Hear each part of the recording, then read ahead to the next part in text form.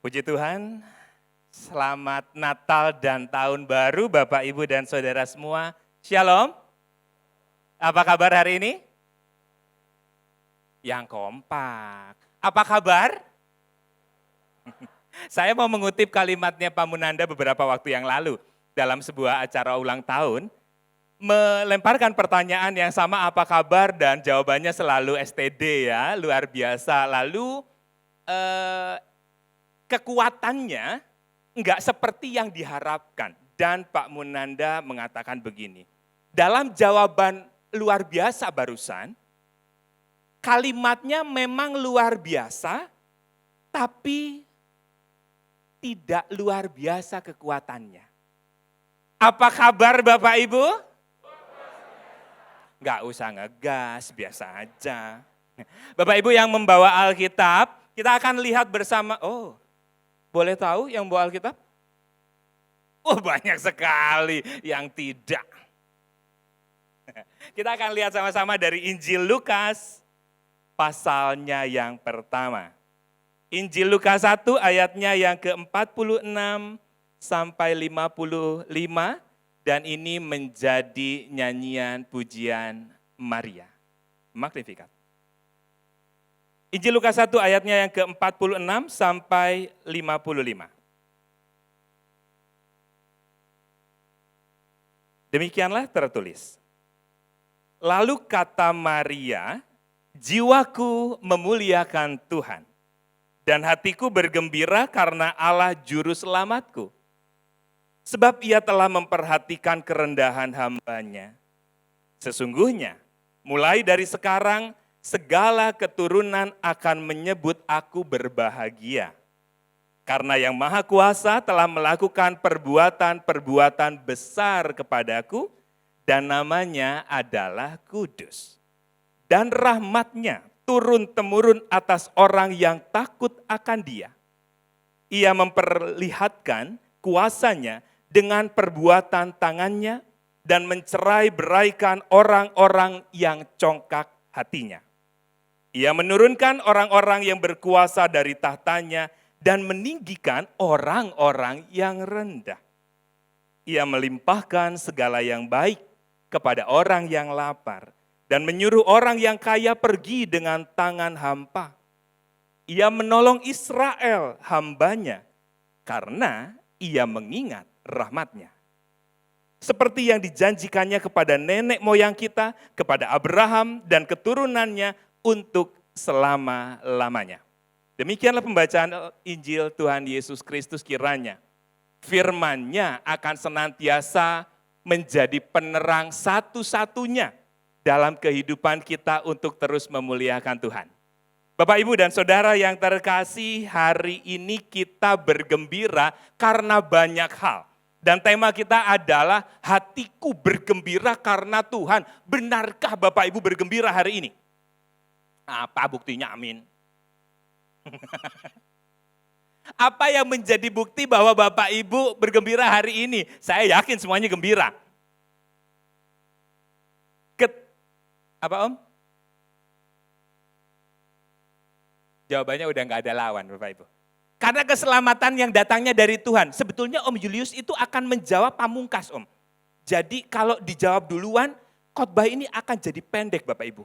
Dan kalau khotbah ini pendek, Bapak Ibu berterima kasih sama saya. Iya kan? Tapi saya menjadi sia-sia menyiapkan khotbah yang saya akan bikin jadi 30 menit karena rundown-nya 30 menit. Tapi saya sudah bilang Pak Munanda tadi jangan khawatir Bapak Ibu semua. Rundown-nya 30 menit, saya akan upayakan 35 menit. Jadi berkait dengan kegembiraan kita saat ini, saya mau kita mengingat pada Natal khususnya 2 tahun yang lalu. Dari 2 tahun yang lalu. Bayangkan sejak 2 tahun yang lalu dibanding sekarang, Natal sekarang sangat menyenangkan karena kita tidak lagi duduk dengan was-was. Bapak Ibu masih ingat tahun lalu Natalan di mana? Bolos ya? Di Natal Bamak, di rumah. Natal perayaan ibadah dan perayaan Natal Bamak 2021.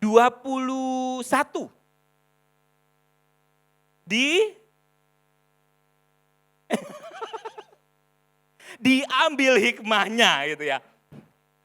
Tapi bayangkan, kalaupun kita semua merayakan Natal di gereja masing-masing, kita masih duduk dengan was-was, dan kalau sebelah kita sekalipun sudah berjarak, sebelah kita bersin, kita langsung penuh dengan ketakutan seolah yang sebelah kita ini lagi kerasukan setan.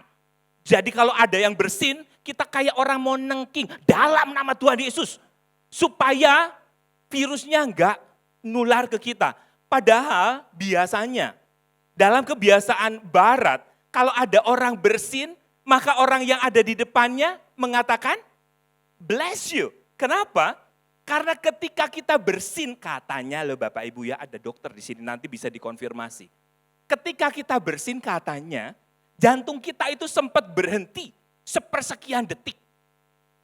Jadi ketika dia bersin dan dia masih hidup, bless you. Itu adalah berkatnya Tuhan. Dan kita bersyukur, sekarang sekalipun masih pakai masker, kita bisa duduk dempetan. Artinya apa?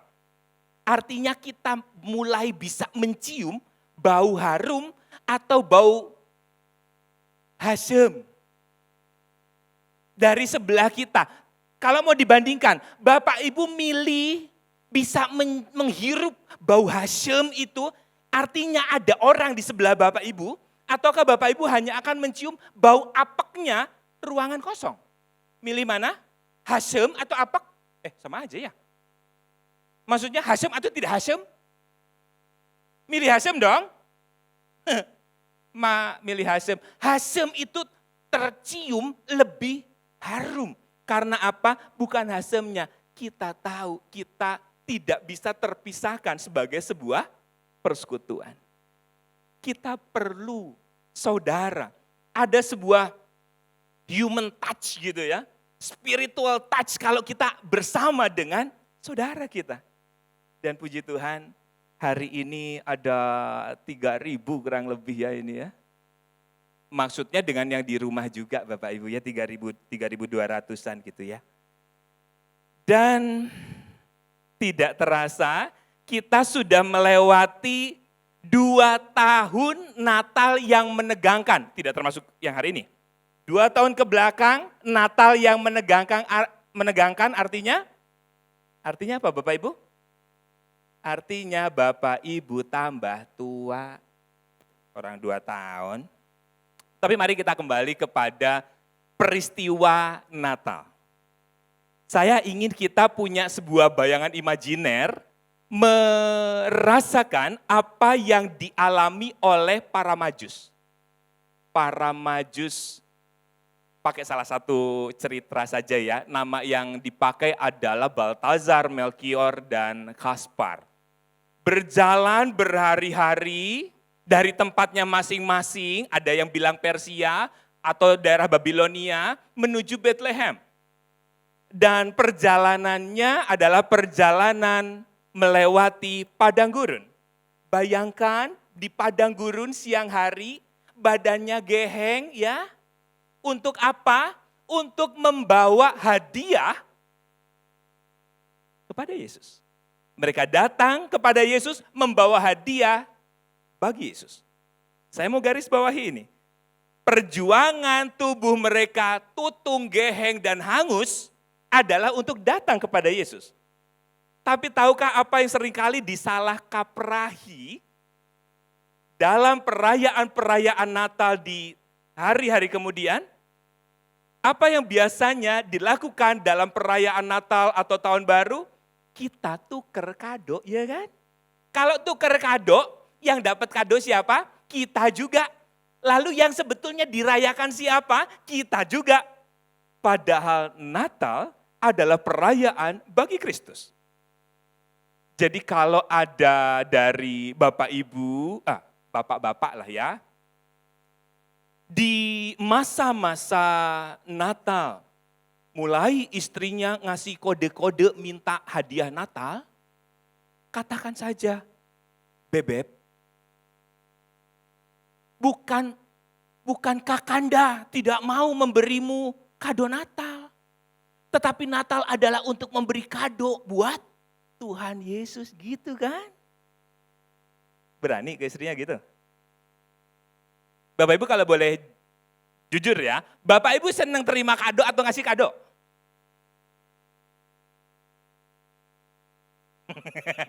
Senang terima kado atau ngasih kado? Baiklah, saya mau cerita, ada bagian-bagian, pada umumnya saya senang juga terima kado, tapi ada bagian-bagian di mana saya senang memberi kado daripada menerima. Kenapa? Bukan karena saya baik, sama sekali jauh dari kebaikan. Tapi ada situasi-situasi di mana saya masih bingung untuk mengungkapkan apresiasi kalau kadonya nggak cocok. Kalau makanan mah aman. Tapi misalnya ya, kita bapak-bapak nih dapat kado baju warnanya merah moronyoy. Moronyoy nggak ada padanan katanya. Itu bahasa Sunda itu punya kelebihan sendiri yang tidak bisa punya padanan kata dalam Indonesianya. Barangkali karena mungkin ya, karena kan bahasa Sunda adalah cabang Melayu Polinesia ya, maksudnya rumpunnya itu Austronesia katanya. Kalau ke barat mungkin lebih punya padanan katanya, tapi kurang lebih moronyoy itu meronak yang caang mencrang gitu. Tapi dipakai sama laki-laki, dari jauh tapi Bapak Ibu udah kelihatan kayak pelangnya Pizza Hut. Enggak mungkin dong kita enggak pakai. Itu barangkali salah satu pergumulan ketika kita menerima kado. Mau enggak mau, kita mesti mengapresiasi. Saudara, sadarkah kita bahwa Natal itu selain masa yang penuh sukacita dan kegembiraan, Natal adalah masa yang menegangkan bagi pemuda-pemudi yang membangun cinta kasih, suami istri. Karena ya seperti saya katakan tadi, ini adalah masa untuk biasanya sibuk menyiapkan kado. Jadi bagi sebagian besar orang ini cukup menegangkan. Tapi sedikit tips saja. Bagi yang biasanya ngasih mah laki-laki lah ya. Tapi mari hayati ini secara spiritual. Kalau istri bapak ibu, istri bapak-bapak semua, mulai ngasih kode-kode dan modus-modusin kado, hayati ini dalam iman bahwa ini adalah pencobaan di padang gurun. Jadi katakan saja apapun yang diminta. Biasanya kan, Papa Natalan ini mah HP mama udah jelek. Pengen yang kameranya ada 8. Enggak mau yang iPhone boba, maunya iPhone candil. Papa smartphone-nya tab-nya udah rusak, baju udah rusak. Katakan saja, bebek. Manusia hidup bukan dari smartphone saja, bukan dari air fryer, bukan dari Tupperware saja, tapi dari setiap firman yang keluar dari mulut. Nah, enggak berani. Bapak Ibu ada dalam intimidasi ini? Atau dilihat sama istri-istrinya di rumah ya? Tapi Bapak Ibu kalau mau ngasih kado sebenarnya enggak apa-apa juga. Tapi tahukah kado yang paling benar, paling tepat, paling ikonik? Tahukah? Bisa dinikmati oleh semua?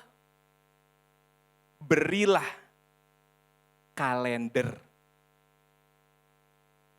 Loh, itu ketawanya ngenyek itu.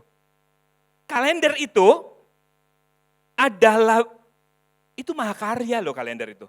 Mahakarya yang akan mengingatkan keluarga, khususnya istri, mengingatkan bahwa gajian masih lama.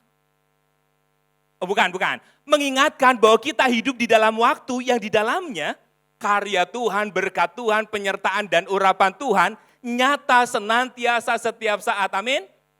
Jadi mau beliin kalender sebagai hadiah Natal? Mau, saya juga mau lah. Tapi sungguh ini bukan hanya alasan menolak permintaan pasangan Bapak Ibu, tapi ini tentang datang dan memberi persembahan bagi Tuhan. Supaya kemudian kita enggak disorientasi gitu ya. Arah dari perayaan Natal hidup kita adalah kepada Tuhan. Bagaimana hati kita alamatkan kepada Kristus yang lahir. Dan apa hadiah terbaik kita bagi Tuhan? Kebaikan bagi setiap orang. Pertolongan bagi yang membutuhkan. Kepedulian bagi orang yang merasa terasingkan. Makanan bagi yang lapar. Minuman bagi yang haus. Tumpangan bagi yang terlantar. Itu hadiah yang terbaik. Yang paralel dengan emas, kemenyan, dan mur. Emas yang melambangkan keagungan, hidup yang mengagungkan Tuhan, itu persembahan kita bagi Tuhan. Kemenyan yang menjadi simbol peribadatan, dan itu pun menjadi persembahan kita yang harum bagi Tuhan. Ibadah yang sejati, yang ibadah dalam persekutuan gerejawi, dan setelah keluar dari gedung gereja, kita membangun kehidupan yang memperkenalkan Kristus adalah ibadah dan hadiah bagi Tuhan. Mur, memang mur biasa dipakai untuk meminyaki, melumuri jenazah. Tapi kita melihat bahwa mur adalah tentang kesetiaan kita kepada Tuhan sampai tutup usia kita. Janji kesetiaan, dedikasi hidup yang terbaik itu hadiah kita bagi Tuhan. Balik lagi, gimana kalau pasangan kita anggerwe nggak mau dikotbahin dan tetap merengek? Apa kata Tuhan? Enyahlah iblis, sebab ada tertulis, engkau harus menyembah Tuhan Allahmu, dan hanya kepada Dialah engkau harus berbakti. Nah, itu cukup ya.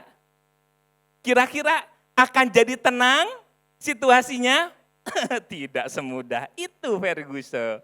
Kenapa? Karena bapak-bapak sekalian akan segera merasakan akhir zaman. Mari kita lihat tema kita. Dalam tema hatiku bergembira karena Tuhan yang didasarkan pada bacaan Injil Lukas pertama ini, kita menyaksikan Maria yang bergembira. Menyaksikan Maria yang bergembira, tapi ada yang menarik Bapak Ibu yang kita bisa hayati dari rasa syukur dan juga kegembiraannya Bunda Maria. Jadi pertama kita melihat Maria mengungkapkan, menyampaikan pemilihan alasan-alasan mengapa dia bersyukur. Jadi bukan bersyukur yang nyala gitu aja. Ia menyatakan alasan-alasan yang membuatnya bersuka cita. Artinya, Bunda Maria bisa saja memilih alasan-alasan yang membuatnya tidak bersyukur. Nangkap ini ya. Kalau Maria punya pilihan memilih alasan-alasan yang bisa membuatnya bergembira, maka akan selalu ada pilihan yang membuatnya hidup dalam keluhan. Hidup tidak bersyukur. Dan kita bisa memaklumi kalau Maria kemudian memilih untuk membesarkan ketakutannya karena resiko dia dihujat oleh masyarakat. Karena kehamilannya. Tapi lihatlah keberanian untuk memilih. Nanti beberapa nyanyiannya yang mendasari itu cukup menunjukkan bahwa pilihannya tidak keliru. Jadi rasa syukur, kegembiraan tidak tercipta begitu saja. Kita pikir bahwa ada orang-orang yang memang diciptakan untuk bersyukur saja dari oroknya gitu ya sampai akhir hidupnya akan bersyukur terus. Enggak ada. Orang yang bergembira dan bersukacita adalah orang yang tahu betul bagaimana membangun konsistensi memilih hanya dasar-dasar yang membuatnya bergembira. Apa-apa yang tidak membuatnya gembira, apa-apa yang mencuri sukacita dan damai sejahteranya itu tidak dipilih. Rasa syukur perlu alasan yang kuat. Perlu dasar yang juga tepat untuk membuat kita bersukacita. Karena kalau salah alasan, alih-alih bersyukur, kita malah jadi pengeluh. Atau orang Jepang punya istilah yang bagus untuk kebiasaan mengeluh, yaitu kekeluhan.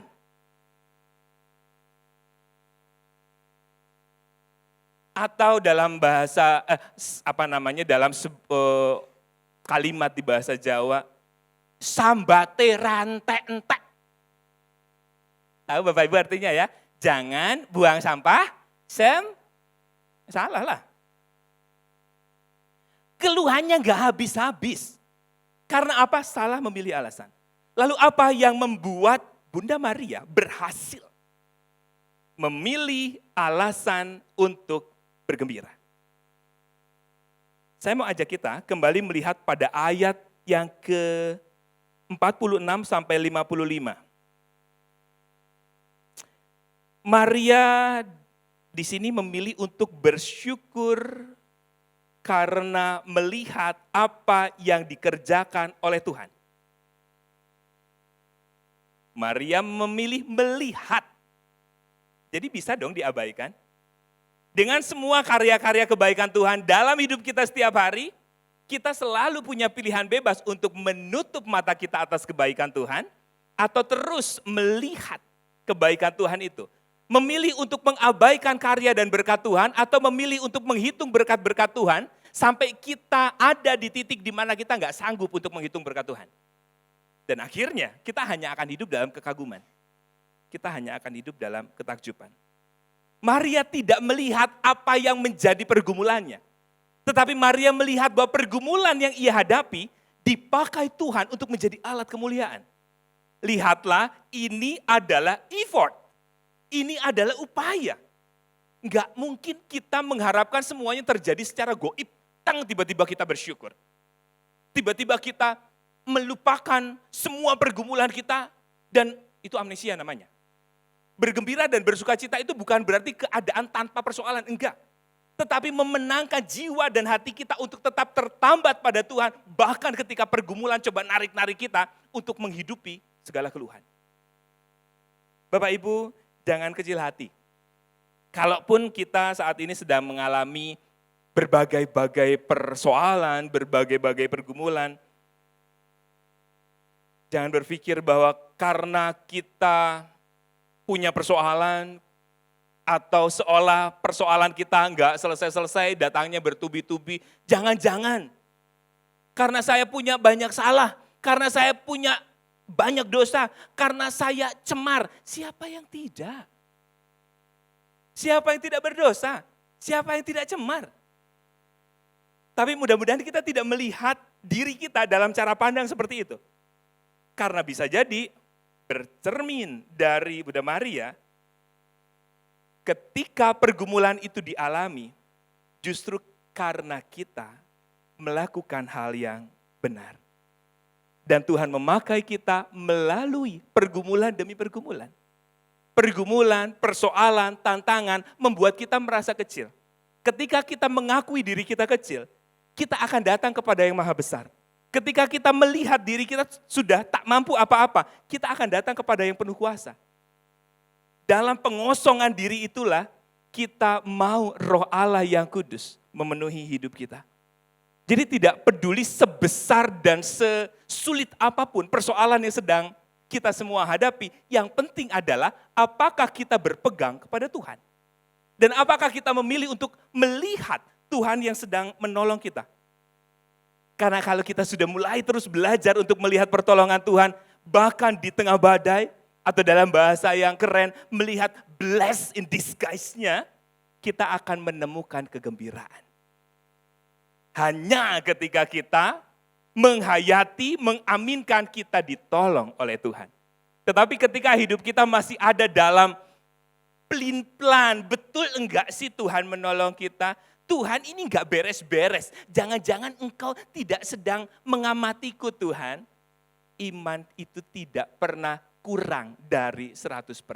98% itu bukan iman. Iman hanya ada iya dan amin. Tuhan, aku percaya dan mengaminkan engkau menolong aku. Ini nyanyian pujian Maria. Mulai ayat 47 dan 48, Maria mengatakan begini. Jiwaku memuliakan Tuhan dan hatiku bergembira karena Allah, sebab ia memperhatikan kerendahan hamba-Nya. kalimat ini dijuduli nyanyian pujian Maria. Dan kita bisa menjadi kagum, nyanyiannya keren. Tapi akan lebih keren kalau kita bisa merasakan apa yang sedang dialami oleh Maria adalah sebuah tekanan sosial. Dan pujian ini ia gaungkan, ia nyanyikan. Jiwaku memuliakan Tuhan dan hatiku bergembira karena Allah. Sebab ia memperhatikan kerendahan hambanya. Maria memilih, ini satu, Maria memilih melihat kebaikan Tuhan daripada keburukan dirinya. Yang kedua, ayat 49. Karena yang Maha Kuasa telah melakukan perbuatan-perbuatan besar kepadaku. Maria melihat Tuhan yang besar dan bukan melihat dirinya yang kecil. Ini keterampilan spiritual kan? Dan yang diperlukan di sana adalah kesediaan kita untuk mau dulu sukacita. Ketika kita tidak tahu apa yang kita inginkan, ya kita juga nggak akan pernah mau tahu jalannya mesti kemana atau apa yang harus dipilih. Karena Maria tahu, ia ingin merasakan kegembiraan dan kekaguman di dalam Tuhan, ia memilih untuk melihat hal-hal yang baik dari Tuhan. Ayatnya yang ke-50. Dan rahmatnya turun-temurun atas orang yang takut akan dia. Turun-temurun. Jadi Maria mengimani belas kasihan Allah yang sustain gitu ya. Belas kasihan Allah yang sinambung. Kalau Bapak Ibu nih, ini hanya contoh ya Bapak Ibu ya. Bapak Ibu punya anak mulai memejehnya SMA mau kuliah. Mudah-mudahan kalau ada dari Bapak Ibu ya. Lalu saya akan mengatakan gini, dengan beban pembiayaan perguruan tinggi yang ya bermacam-macam tapi enggak semurah TK lah gitu ya. Saya katakan, Bapak Ibu jangan khawatir. Saya akan jamin pendidikan Bapak Ibu semua sampai S2. Seneng enggak Bapak Ibu? Seneng enggak dapat jaminan itu? Seneng, saya enggak. Karena saya ngasih kan.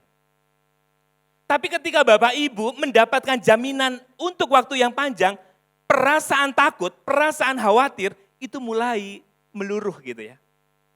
Maria melihat penyertaan Tuhan, rahmat Tuhan, berkat Tuhan, sustain. Akan terus ada di dalam dirinya. Dan Maria mulai mengatakan rahmat turun-temurun atas orang yang takut akan dia. Lalu ayatnya yang ke-55 mengatakan begini. Seperti yang dijanjikannya kepada nenek moyang kita, kepada Abraham dan keturunannya untuk selama-lamanya. Bapak Ibu, kalau di sini saya akan sampaikan kepada Bapak Ibu, nanti setelah acara ini selesai, ini kurang lebih 200 mungkin ya. Setelah acara ini selesai, nanti saya akan membagikan setiap orang 50.000 kepada Bapak Ibu semua. Tepuk tangan dong. Enggak percaya ya. Bapak Ibu percaya emang? Bapak Ibu percaya? Itu menyakitkan loh. Bapak Ibu enggak percaya? Bapak Ibu ngenyek saya orang enggak mampu gitu.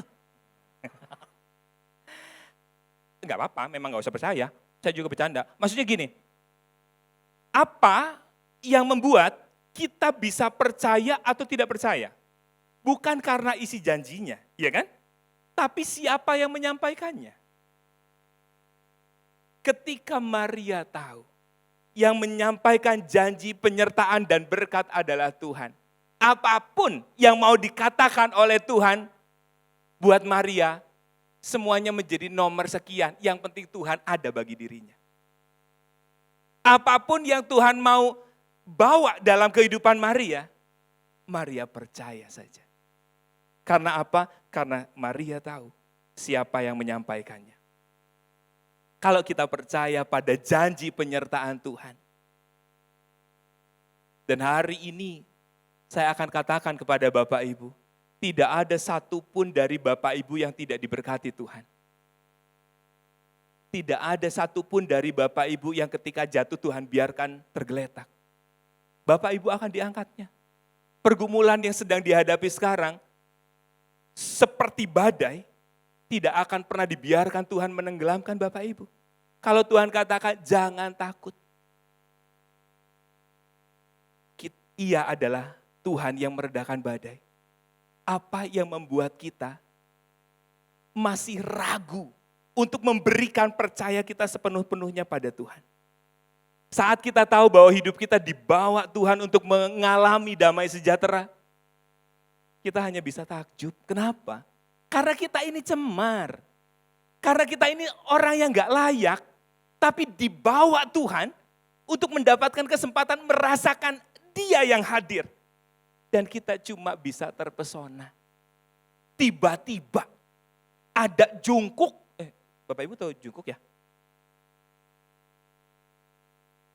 Berdiri, duduk, jungkuk. Berdiri, duduk, jungkuk. Oh, jungkuk itulah yang Korea itu loh. Tiba-tiba datang, hari ini aku mau bermalam di rumah Bapak Ibu.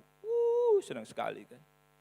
Kita nggak punya tiket apapun, kita nggak punya akses untuk mengakses si jungkuk, tapi ia datang. Nah ini Tuhan yang memilih kita untuk mengalami kehadirannya. Dan kita hanya dipanggil untuk jadi orang yang bergembira karena berkat itu. Semua karya-karya kebaikan Allah dalam hidup kita itu terlalu besar, terlalu banyak untuk bisa kita balas. Tuhan nggak nuntut kita kok balas satu persatu, nggak sanggup kita. Tuhan mau hiduplah dalam sukacita. Hiduplah dalam kegembiraan. Enak kan jadi orang Kristen ya? Enak. Orang Kristen itu dipanggil untuk menghadirkan hidup yang gembira. Jadi gereja yang menggembira. Kenapa? Karena orang gembira gak mungkin menyakiti. Mana ada perang terjadi karena orang kelebihan kegembiraan. Orang yang gembira itu gak mungkin menyakiti. Orang yang gembira itu pasti akan memancarkan hanya kebaikan. Sumber kebahagiaan, sumber kegembiraan, sumber sukacita adalah Tuhan. Maka orang yang memilih untuk hidup dalam kegembiraan adalah orang yang memilih hidup di dalam Tuhan. Sebaliknya, orang yang hidup menyenangi kebencian, maka ia hidup dalam, kalau yang gembira hidup dalam Tuhan, kalau orang yang senang benci dia hidup dalam